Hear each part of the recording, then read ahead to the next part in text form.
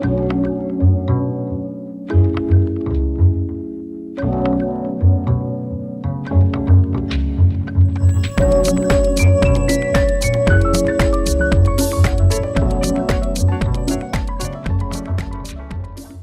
une chose de se retrouver, vous voyez, au Colisée pour jouer avec les gladiateurs, voilà, c'est très bien, c'est ce que font les gens au moment où ils votent pour l'élection présidentielle. Puis il y a la vie réelle.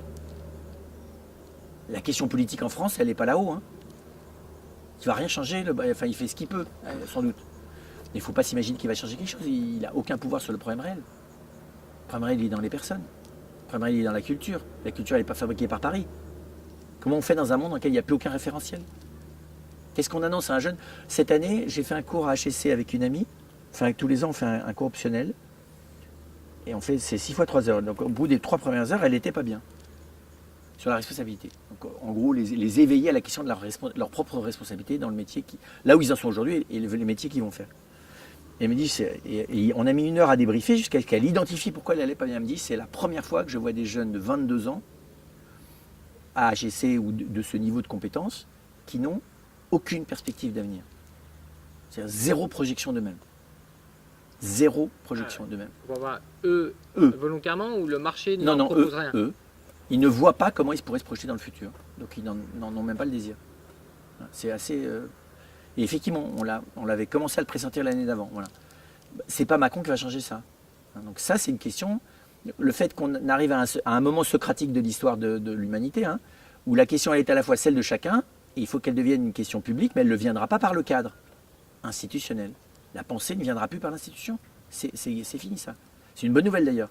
La question c'est qu'est-ce qu'on peut lui substituer? Parce que si c'est pour lui substituer le consommateur de culture qui chacun fabrique sa petite philosophie comme ça l'arrange au jour le jour pour cautionner sa médiocrité, sa lâcheté, ça sert à rien du tout, c'est pas de la culture, ça s'appelle la fin d'une civilisation. Mais précisément, on ne lit pas les journaux.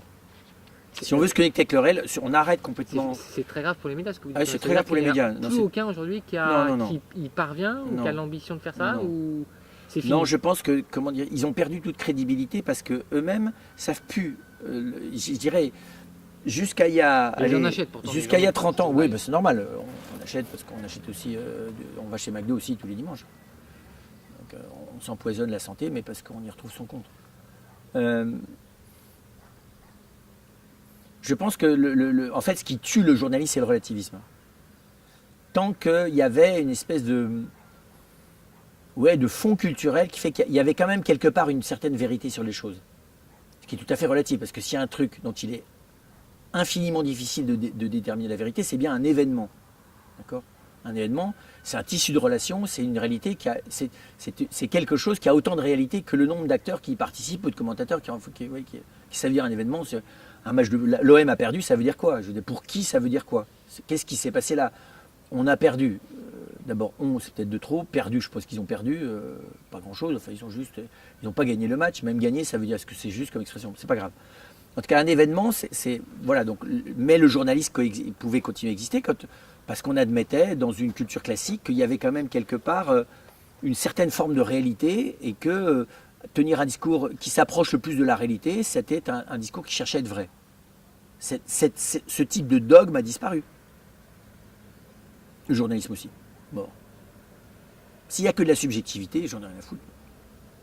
De me perdre mon temps à écouter monsieur machin truc qui m'expose de manière idéologique sa vision du réel. Voilà.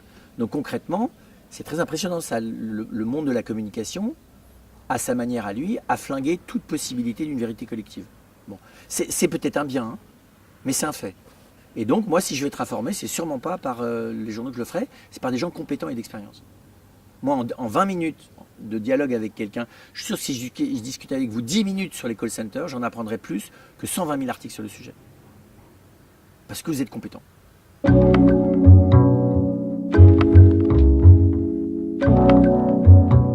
Mais ceci dit, ça va me faire prendre conscience de quoi? C'est ça le problème. De quoi ça va faire prendre conscience? Ça va réveiller ce fait qu'il y a un problème quelque part. Ah oui, sauf que là déjà c'est prise de conscience sanitaire. Vous parliez tout à l'heure des épreuves au début de notre conversation. Oui, c'est ça, voilà. Ensuite, le problème c'est qu'il ne faut pas que les analyses de la situation récupèrent tous idéologiquement le fait à la sauce de ce qu'ils veulent dire. Parce qu'il y en a un qui va dire c'est la faute au téléphone, le deuxième va dire c'est la faute aux gens qui ne gèrent pas bien les immigrés, les quatrièmes vont dire c'est les projections sociales contre les pauvres immigrés, les quatrièmes vont dire non mais nous on le connaît bien, ce mec c'est un alcoolo et puis c'est un raciste et on est désolé, c'est une erreur dans le service, il y en a plus des comme ça, voilà. Qu'est-ce que je vais faire de cet événement? C'est pour ça que moi je suis philosophe, c'est pas là que je vais construire ma pensée. La pensée je la construis sur précisément ce qui n'est pas événementiel. L'événement, c'est équivoque par nature. Et ça donne lieu à l'interprétation.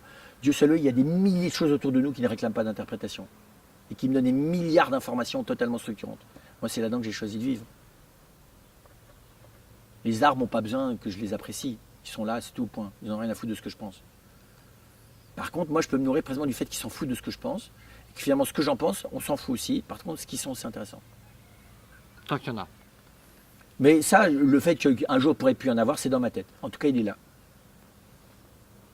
Et le regarder pendant 1 heure, peut-être qu'il aura disparu dans 20 ans, je m'en fous. Pas... En attendant, il est là. Je suis dans l'être des choses. Non, il n'a pas de cœur. C'est une tête sans cœur. Bompard, c'est une tête sans cœur. C'est un mec qui est un stratège pur. Il jouit de sa gestion mentale de la stratégie, mais il a 0 ancrage dans le réel humain. Moi, je l'ai rencontré une fois, ce type, il n'est pas là. Il n'y a personne en face, c'est un homme de pouvoir. Il est très cultivé, mais ça n'a rien à voir. Vous avez vu 8,5 ? Le mec cultivé, toute sa vie réussie, il flingue toute sa famille. Ça n'a rien à voir, la culture. On peut être un bourreau et très cultivé, ça n'a absolument rien à voir. Donc, je ne dis pas que c'est un bourreau, hein. Je dis que c'est un nazi, mais je dis juste que c'est un homme qui n'a pas choisi, dans le monde du travail, de fonctionner avec ses entrailles et son cœur. Ce n'est pas son choix. Voilà.